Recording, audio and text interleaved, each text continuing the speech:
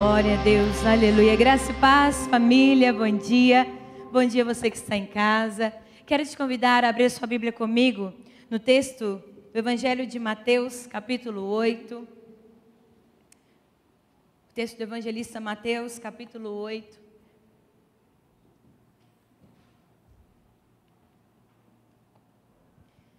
A partir do versículo 15.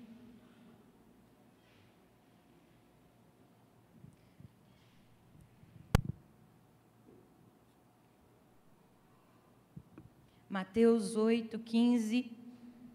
A palavra do Senhor nos diz assim nesta manhã: E tocou-lhe na mão, e a febre a deixou.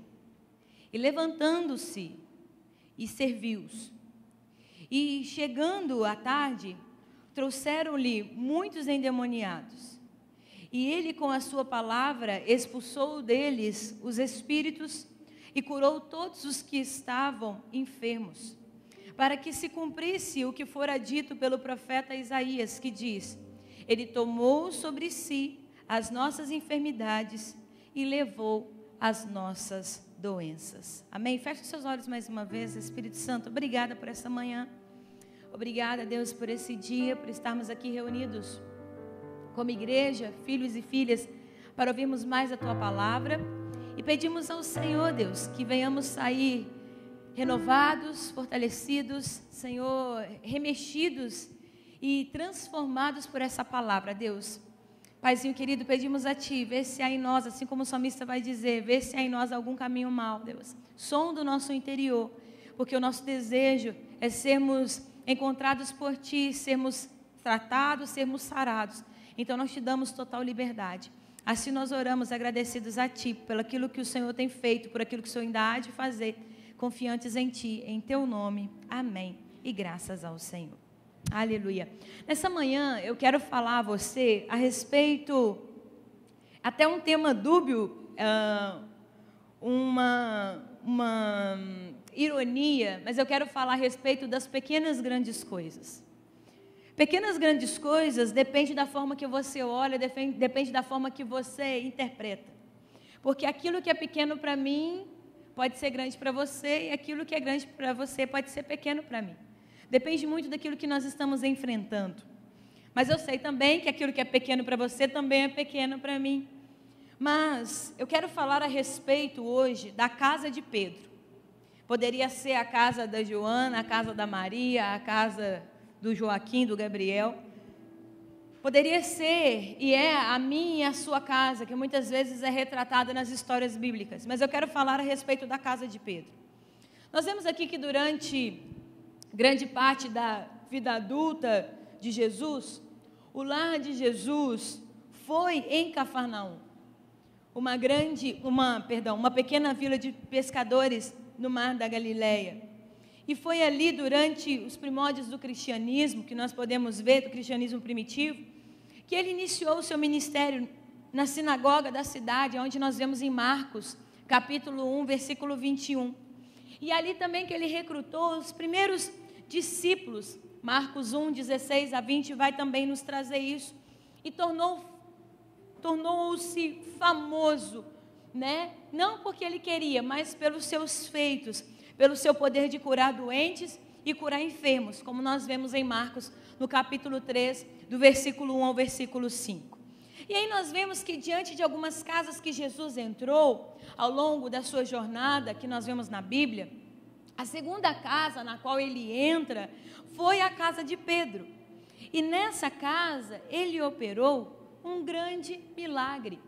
Quando a gente olha todos os milagres que Jesus realizou, e quando a gente coloca a sogra de Pedro na cena, e coloca a cura dela, porque ela estava com uma febre. E quando a gente coloca essa febre na galeria dos milagres, muitos podem interpretar essa febre como uma pequena cura, como algo pequeno, porque era apenas, entre aspas, uma febre. Mas nós vemos que essa passagem, ela parece simples, mas ela tem muito a nos ensinar sobre grandes pequenas coisas da vida.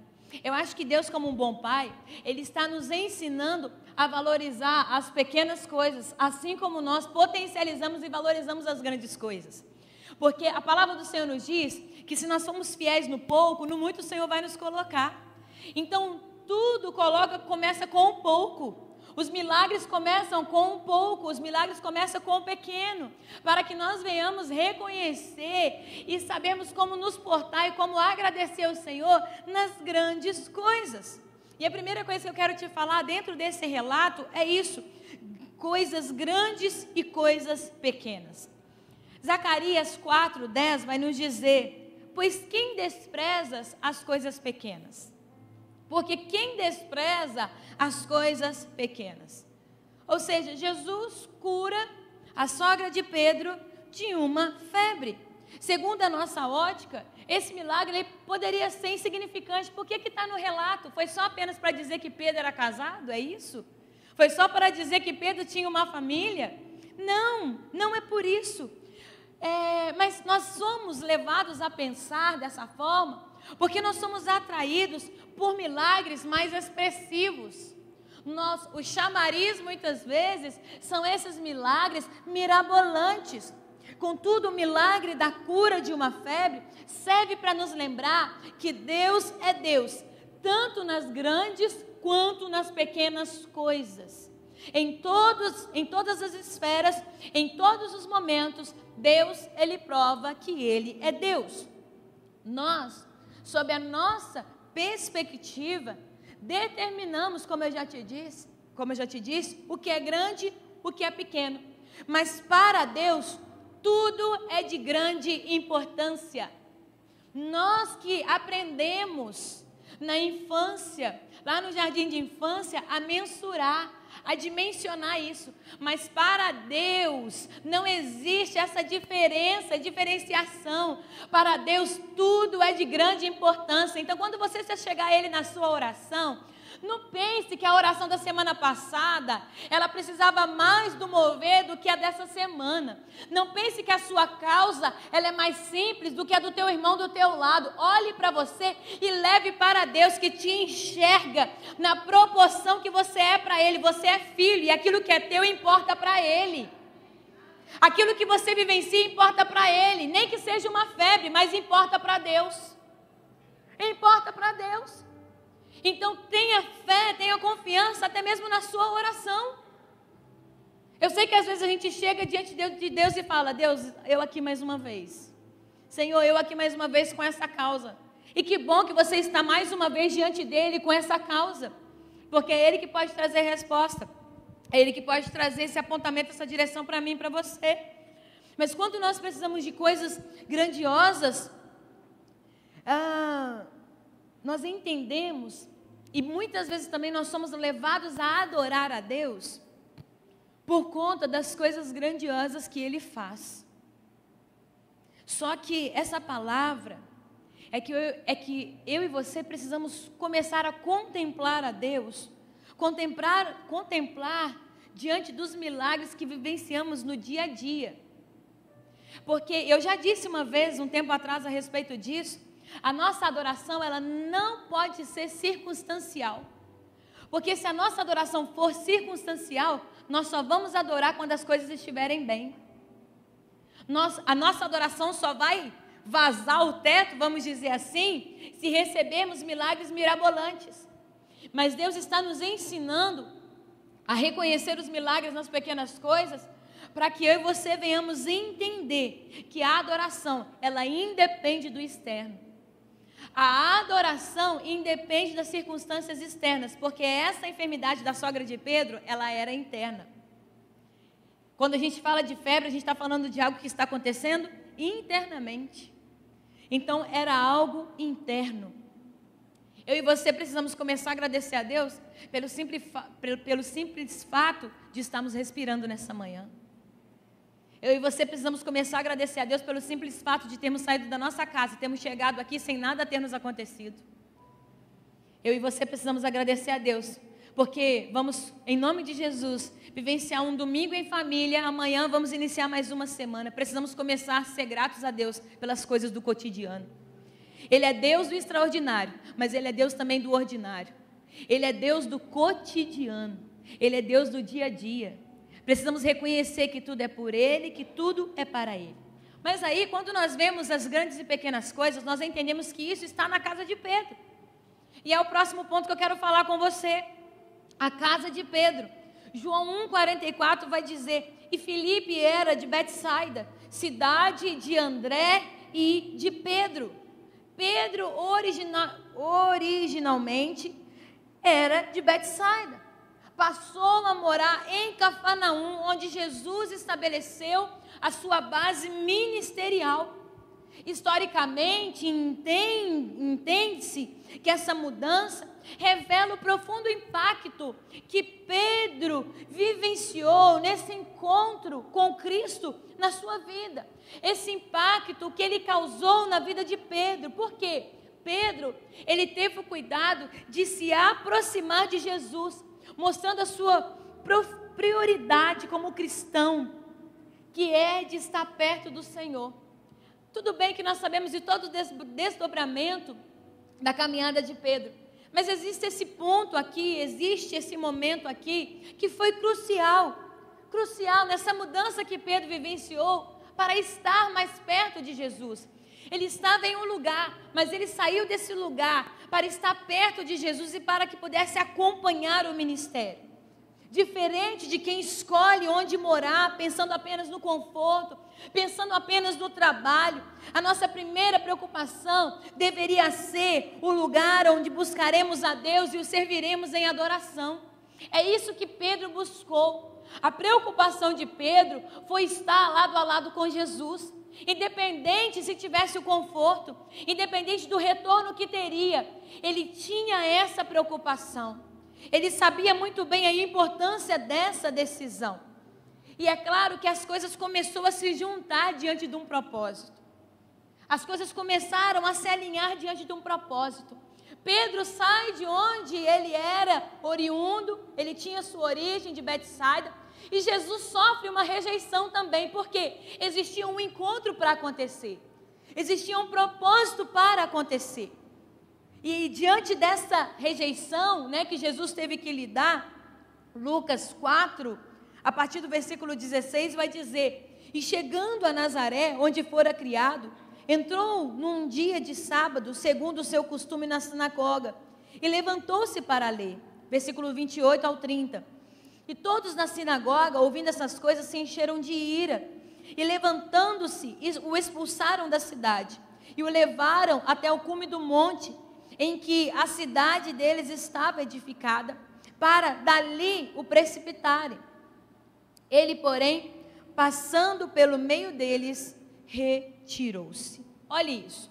Depois do batismo e da tentação de Jesus, Jesus foi rejeitado em Nazaré. Sabemos desse contexto, a sua cidade natal. A rejeição é dolorosa? É muito dolorosa. Ninguém gosta de sofrer rejeição. Ninguém gosta de passar pela rejeição. Mas Jesus mostra como lidar com ela. Nós vamos passar pela rejeição. Mas precisamos, tem como deixarmos de passar? Não. Mas Jesus, ele vai nos ensinar a lidar com a bendita rejeição. E aí nós vemos aqui, ele não se deixou paralisar pela rejeição, porque ele sabia qual era a sua missão. Então ele seguiu em frente. Pessoas vão rejeitar? Vão nos rejeitar? Vão nos rejeitar. Pessoas vão se afeiçoar a nós? Não vão se afeiçoar a nós. Não vão. Pessoas vão assentar a nossa mesa? Não vão assentar a nossa mesa. Pessoas vão querer ser nossos amigos? Não vão querer ser os nossos amigos. Mas a nossa vida vai acabar por isso? O nosso mundo vai desmoronar por isso? Não. Aprenda a lidar, siga em frente na sua missão. Como diz um ditado, aceita que dói menos, sabe? Aceita nesse sentido porque você tem uma missão. A missão ela é maior. O propósito é maior. Jesus sabia da sua missão, então ele escolhe seguir em frente. Sabe qual é o problema? Qual é a questão? O problema é aqueles que rejeitam quando vê a pessoa seguindo em frente. Essa é a questão. Só que a fala nessa manhã é: siga em frente. Assim como ele foi a pedra rejeitada que se tornou a angular, também podemos confiar que Deus cria caminhos em meio às adversidades. Deus, Ele sempre vai criar um caminho para nós, porque Ele é o caminho. A saída de Nazaré, olhe isso, a saída de Nazaré leva Jesus a Cafarnaum, onde o seu ministério floresceu. Às vezes você não entende o motivo da rejeição, mas é só quando você é tirado do lugar onde você está, para o lugar onde Deus tem para te colocar, que as coisas começam a acontecer, que você entende, que a ficha cai.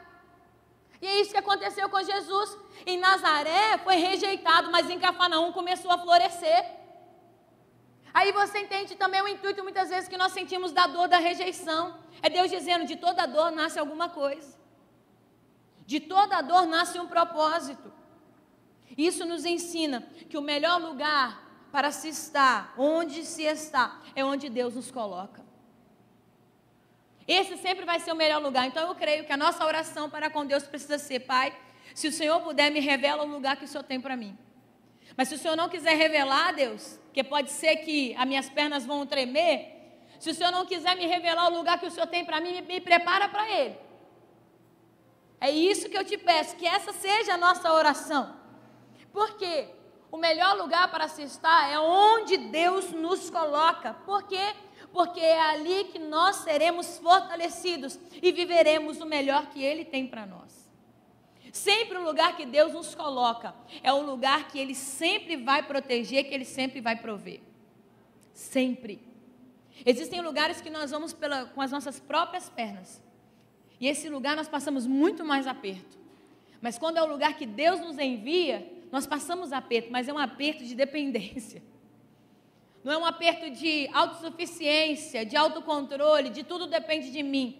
Mas quando é do Senhor, nós entendemos, tudo depende dEle. Eu vou fazer a minha parte, eu sei que Deus vai mover. Eu sei que Deus vai mover. E aí nós vemos aqui, Pedro sai de Betsaida, Jesus sai de Nazaré, e ambos agora estão em Cafarnaum. Estão ali em Cafarnaum. Existe um propósito, a casa. Marcos 1:29 vai dizer: e logo saindo da sinagoga, foram à casa de Simão e de André com Tiago e João. A casa de Pedro era também a de seu irmão André e de sua sogra. Mesmo com preocupações como a doença da sua sogra, Pedro não deixou de servir ao Senhor. Não deixou de servir a Deus. Isso mostra que as adversidades não podem nos afastar de Deus. Os dias maus não podem nos afastar de Deus. Os dias difíceis não podem nos afastar de Deus. É aí que nós somos testados, é aí que nós somos aprumados. É aí, igreja. São nesses momentos. Jesus foi à casa de Pedro para descansar. Olha isso. Jesus foi na casa de Pedro para descansar, mas mesmo ali ele continuava curando. Mesmo ali ele continuou curando. A mesma presença e unção que atuava na sinagoga também se manifestou no lar. Porque Jesus estava lá na sinagoga, era a mesma pessoa. Quando ele chega ali naquela casa, essa unção se manifesta. E o que é que nós aprendemos aqui? Nós aprendemos que quando levamos Jesus para casa, ela se transforma em um lugar de milagres. Ela se transforma em um lugar de manifestação da presença. Por quê?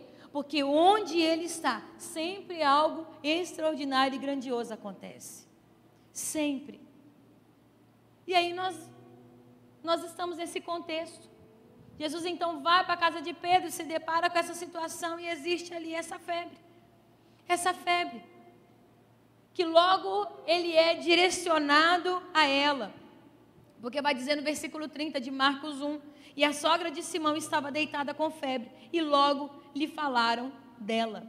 O problema da sogra de Pedro não era externo, era interno. Nós podemos fazer um paralelo com a nossa vida espiritual, com a nossa jornada espiritual, com os sintomas de uma vida espiritual que muitas vezes adoece. Uma vida espiritualmente doente. Porque a febre espiritual revela uma fraqueza interior que impede um serviço eficaz. E muitas vezes eu e você estamos nesse lugar desta febre espiritual. Antes de agir ou de liderar, é essencial buscar a cura de Jesus, buscar a cura do Pai. que restaura, que capacita para servir com vigor. Porque quem já esteve com febre, estado febril, sabe muito bem como é que o corpo reage. Parece que o nosso corpo está moído. Parece que o nosso corpo ele fica vagaroso, ele fica inerte. E aqui é um despertamento para mim e para você. Para que eu e você venhamos dar um passo ousado dessa cura. Independente da estação, independente do momento em que estamos vivenciando. Porque uma vida restaurada não apenas recupera forças, mas se torna eficaz. Se torna eficaz. Serve de influência na vida dos outros. E aí, eu e você precisamos avaliar a nossa vida. Precisamos avaliar a nossa jornada. Precisamos avaliar as áreas da nossa vida onde existem sinais de uma febre espiritual. Onde eu e você muitas vezes estamos adoecidos. Estamos adoecidos. Precisamos reconhecer muitas vezes. Precisamos dar uma parada muitas vezes. É importante, igreja, reconhecermos isso.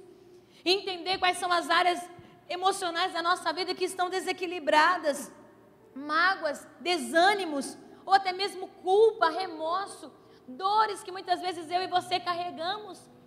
Que precisamos parar para falar, porque isso gera febre espiritual em nós. E isso vai trazendo desânimo à nossa estrutura. E precisamos entregar isso ao Senhor. Precisamos permitir que Ele traga cura, que Ele traga renovação e que Ele traga vigor espiritual. E deixa eu te falar uma coisa, lembre-se de algo, não é vergonha alguma parar para ser restaurado. Não é vergonha alguma parar para ser restaurado. No mês de maio, o pastor Felipe até chegou a testemunhar aqui o cuidado de Deus, o livramento e tudo mais. Nós fizemos uma viagem e o nosso carro precisou ser rebocado.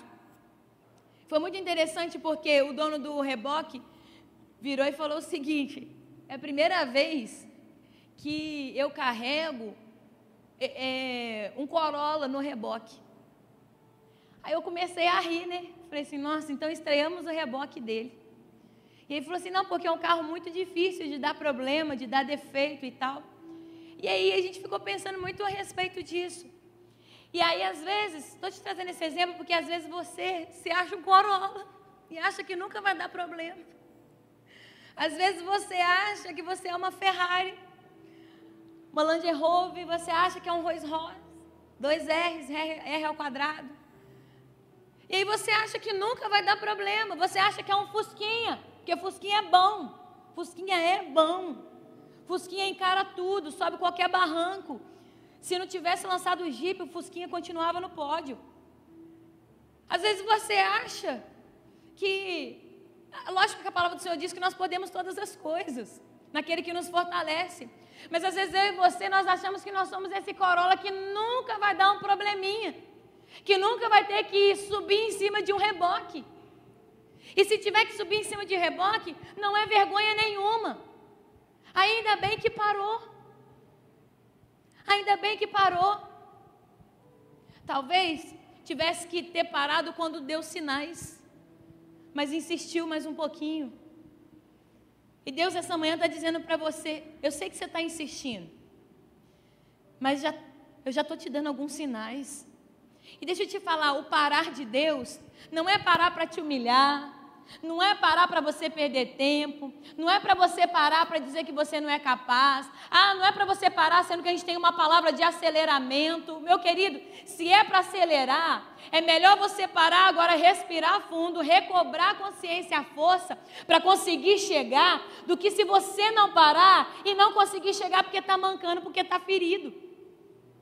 Entende o que eu estou te falando nessa manhã? Muitas vezes o parar mostra, como nós somos ministrados pelo Issachar aqui no momento de liderança, mostra a nossa humanidade. Eu precisei parar.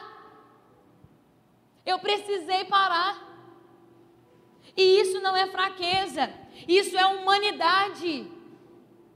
A palavra do Senhor vai dizer, todos vós que estáis cansados e sobrecarregados, venham até a mim que eu vos aliviarei. O Espírito Santo nessa manhã, Ele está dizendo, o mesmo Deus que fala na comunidade, o mesmo Deus que opera na comunidade, é o mesmo Deus que opera dentro de casa. Se nós recebemos uma palavra dentro da igreja, nós precisamos praticar dentro da nossa casa. Jesus estava na sinagoga falando a respeito. Ele saiu dali e foi para uma casa curar. É essa mesma unção que eu e você vamos carregar. É essa mesma palavra que eu e você vamos colocar em prática. É a palavra que ouvimos aqui e que gera vida dentro da nossa casa. É a palavra que ouvimos dentro da nossa casa, que gera vida quando nós saímos de casa, quando nós nos reunimos aqui. Então lembre-se, não é vergonha parar para ser restaurado. Não é. Se você precisa, então faça, porque isso é necessário para servir com excelência. É necessário para servir com excelência. Jesus entra na casa de um pescador, mas entra. Jesus entra na casa de um pescador. Graças a Deus porque ele entrou. Graças a Deus. Ele sai de Nazaré e para em Cafarnaum para descansar. Mas mesmo assim, ele é chamado para curar. Mas ele cura. Ele para. Antes de realizar grandes obras, Jesus cuida das pequenas coisas. Jesus cura do interior das pessoas. Jesus curou cego. Jesus curou paralítico. Jesus curou N pessoas. Jesus ressuscitou mortos. Tudo aquilo que era externo. Tudo aquilo que era visível. Mas Jesus também foi curar uma mulher com febre, aquilo que era interno. A casa de Pedro nos mostra que Jesus transforma lugares, que Jesus transforma a vida. Ele trata o interior antes de qualquer serviço. Antes de qualquer coisa. Ele toca na nossa dor com compaixão e nos capacita a servir.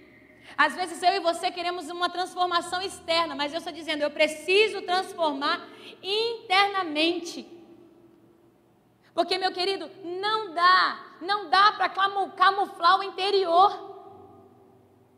Nós conseguimos administrar temporariamente, mas chega um momento que não dá mais. É por isso que Jesus precisa atingir e chegar no interior, antes de qualquer coisa. Antes de qualquer coisa. Porque a restauração do indivíduo se torna semente de milagres e bênçãos para toda a comunidade. É isso que Jesus fez na casa de Pedro. Quando ele cura a sogra, ali foi uma semente. E essa semente tocaria toda aquela comunidade. Porque a casa de Pedro se tornou um centro de milagres. E eu creio que a minha e a sua vida será essa ponte, será esse instrumento para que a nossa casa se transforme em um centro de milagres. Muitas pessoas doentes, muitas pessoas endemoniadas foram levadas até ali. Até aquele lugar, revelando que a cura de uma pessoa pode impactar uma comunidade. Pode impactar um lugar. Então permita que Jesus entre na sua vida, cure as suas feridas e fale sobre essa cura. Fale sobre isso sem vergonha, no bom sentido da palavra, sem a vergonha.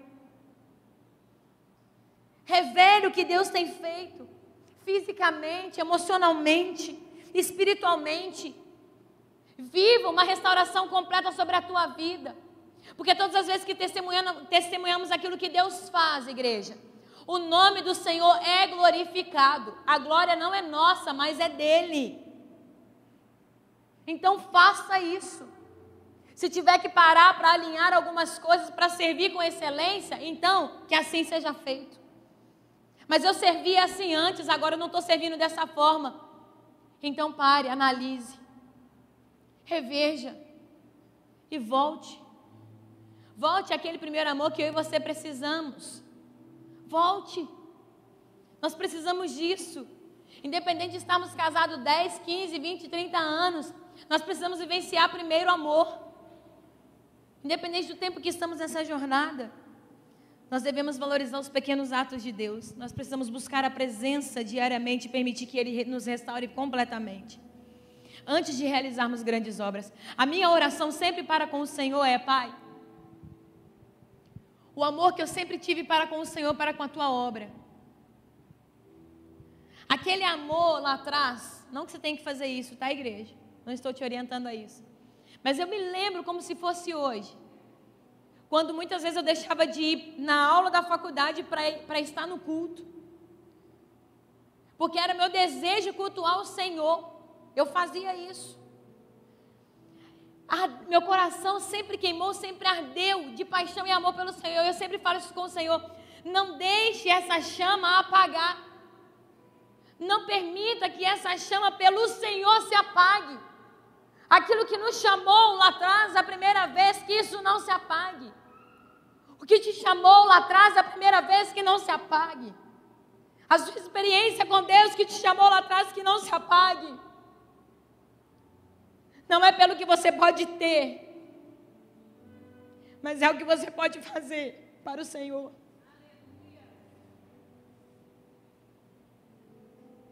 Nós vamos precisar voltar a esse amor. Vamos precisar voltar para casa para viver esse amor. Vamos ter que fechar a porta do nosso quarto para viver esse amor. Mas não perca de vista quem Deus é na tua vida. Apesar das circunstâncias. Apesar do dia a dia, apesar da correria, apesar da agitação. Não perca quem Deus é na tua vida, jamais. Porque se você está onde você está, é Deus que te trouxe até esse lugar. E o mesmo Deus que te chamou lá atrás é o mesmo Deus que permanece sobre a tua vida. Vamos apresentar a febre? Vamos. Quem nunca teve uma febre?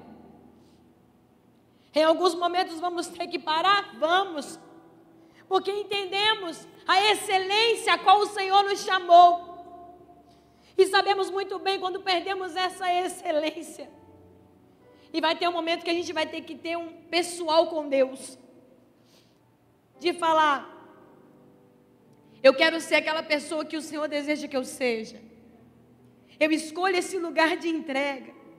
Eu escolho esse lugar de rendição, porque não tem a ver comigo, Senhor, tem a ver com o Senhor. Eu acho que é esse lugar como igreja que o Espírito Santo está nos levando nessa manhã. Porque onde Jesus está, há cura. Onde Jesus está, há milagres. Sejam eles pequenos ou sejam eles grandiosos.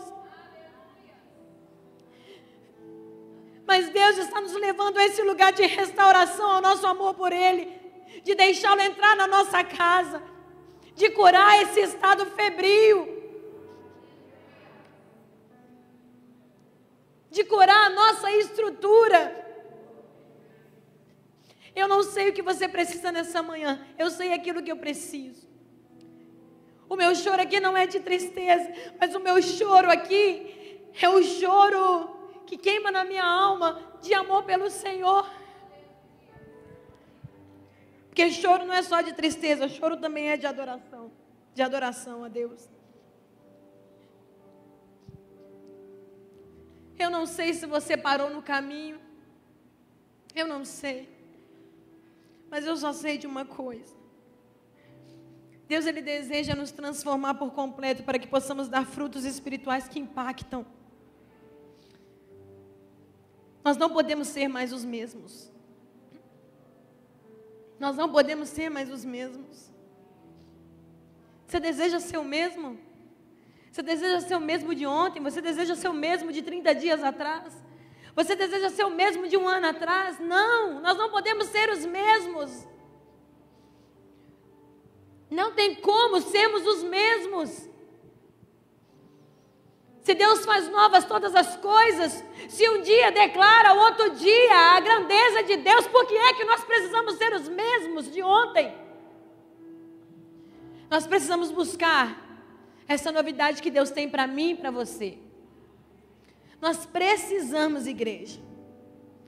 E eu quero te desafiar nessa semana. Eu quero trazer um desafio ao seu coração. Para que durante essa semana, como família, você possa se reunir para orar junto. Para que você possa se reunir para compartilhar as suas dificuldades como família. para que você possa falar sobre as suas preocupações como família. Senta à mesa, olha um para o outro e diz: está tudo bem com você? Ou antes mesmo de perguntar se está tudo bem, fale: eu preciso te falar das minhas dificuldades. Eu preciso te falar das minhas lutas. Eu preciso te falar dos meus problemas. Eu preciso te falar. Tenha esse tempo em família. Porque muitas vezes nós também perdemos esse tempo em família. E muitas vezes paramos e quem está do nosso lado não sabe o porquê. Mas que esse seja um desafio. Convide Jesus para estar presente em cada situação. Orem juntos, entrega cada uma dessas dificuldades, desses problemas ao Senhor. Orem juntos, peça cura, peça paz, peça restauração para o seu lar, para a sua família, para o seu casamento, no trabalho. Faça isso. E também abra o seu coração e coloque o que você pode contribuir dentro da tua casa, para fazer diferente, para que o seu lar seja um lugar de cura, seja um lugar de paz, seja um lugar de presença de Deus. Faça isso. Nós precisamos vivenciar isso. A cura chegou até a casa de Pedro. Essa cura vai chegar até a tua casa. Mas a pergunta que Deus faz hoje é: o que é que você quer que eu faça?